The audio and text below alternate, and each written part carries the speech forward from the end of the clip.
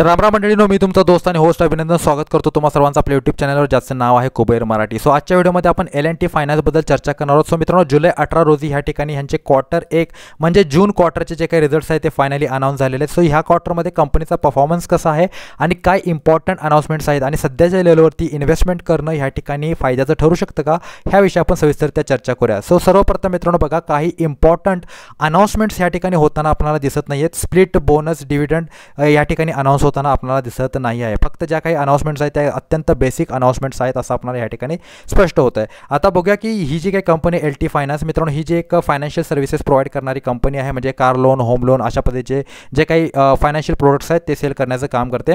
आता क्वार्टरली रिझल्ट्समध्ये बघितलं मित्रांनो, 4260 कोटींची सेल्स आहे. मागील क्वार्टरमध्ये 4023 कोटींची सेल्स होती आणि जून 2024मध्ये 3784 कोटींची सेल्स होती. सो जून क्वार्टरचा विचार केला सो डेफिनेटली मित्रांनो इयरली बेसिसवरती आपल्याला सेल्स वाढताना कुठे ना कुठे दिसतात आणि मागील क्वार्टरचा जर विचार केला तरी सुद्धा मित्रांनो सेल्समध्ये ग्रोथच आपल्याला दिसते.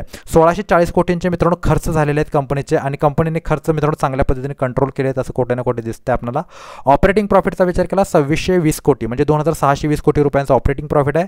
अदर इन्कम मित्रांनो झिरो आहे. ओके, म्हणजे कोणतेही अदर रिसोर्सेसमधून कंपनीला काही इन्कम झालेलं नाही आहे. काही इन्व्हेस्टमेंट्स वगैरे असतील तर त्याच्यातून काही डिव्हिडंड्स वगैरे म्हणा किंवा इन्व्हेस्टमेंट काही यांनी सेल केले असतील तर त्यातून त्यांचा काहीही बेनिफिट या ठिकाणी ह्या क्वार्टरमध्ये होताना दिसत नाही आहे.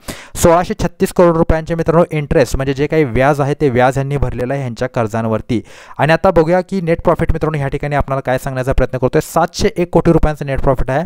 मागील मार्च क्वार्टरमध्ये 636 रुपये होता. म्हणजे नेट प्रॉफिट मित्रांनो काय झालेलं आहे ह्या ठिकाणी वाढून आलेलं आहे. आणि जून 2024चा जर विचार केलात तर 685 कोटीवरून डायरेक्टली मित्रांनो 701 कोटी रुपये ह्या ठिकाणी काय झालेलं आहे नेट प्रॉफिट झालेलं आहे. So quarter on quarter basis आणि इयर ऑन इयर बेसिसवरती सुद्धा नेट प्रॉफिटमध्ये मित्रांनो चांगली वृद्धी आपल्याला दिसते. सो ऑल ओव्हर परफॉर्मन्स बघितला तर अत्यंत चांगला परफॉर्मन्स या ठिकाणी राहिलेले आहेत. इस्टिमेशनविषयी मित्रांनो मी सांगू शकत नाही, कारण इस्टिमेशनमध्ये कसं होतं मित्रांनो बऱ्याचशाच वेळेला सेबीच्या काही गाईडलाईन्स आलेले आहेत त्याच्यानुसार इस्टिमेशन्स आपण सांगू शकत नाही. अदरवाईज व्हिडिओजवरती मित्रांनो काय होतात स्ट्राईक्स येतात. ओके, आता मित्रांनो स्टॉकने एक चांगला ब्रेकआउट दिलेला आणि एक चांगली मोमेंटम आता हा स्टॉक आपल्याला दाखवू शकतो असं मला सध्या तरी वाटतंय. मंडेच्या ट्रेडिंग सेशनमध्ये मित्रांनो तुम्ही बघू शकता एक साधारणतः 3 ते 4% ग्रोथ आपल्याला ह्या ठिकाणी पाहायला मिळू शकते या स्टॉकमध्ये. म्हणजे हा फक्त अंदाज आहे. तुम्ही पर्सनल तुमची जी काही इन्व्हेस्टमेंट आहे म्हणजे जी काही ॲनालिसिस आहे ती ह्या ठिकाणी तुम्ही करा. ओके, कोणती इन्व्हेस्टमेंट करण्याच्या अगोदर. आणि व्हॅल्युएशनचा जर मित्रांनो विचार केला तर व्हॅल्युएशन्स अत्यंत फेअर आहेत. 19चा पी आहे मित्रांनो आणि एक लार्ज कॅप कंपनी आहे आणि बुक व्हॅल्यू बघितलं तर 102 रुपये आणि 203 रुपये करंट प्राइस आहे. सो व्हॅल्युएशन मित्रांनो अत्यंत परफेक्ट आहे स्टॉकचे आणि एक चांगली मोमेंटम होऊ शकते. फक्त मित्रांनो एक गोष्ट लक्षात ठेवा की ह्या स्टॉकमध्ये सगळ्यात मोठा मेजर जो प्रॉब्लेम आहे तो हा आहे की खूप जास्त वोलेटाईल स्टॉक आहे. ओके, त्यामुळे जर तुम्ही ट्रेडिंगच्या पॉईंट ऑफ व्ह्यूने बघत असाल तर ह्या ठिकाणी तुम्ही ह्या स्टॉकला तुम्ही तुमच्या वॉचलिस्टमध्ये ॲड करू शकता.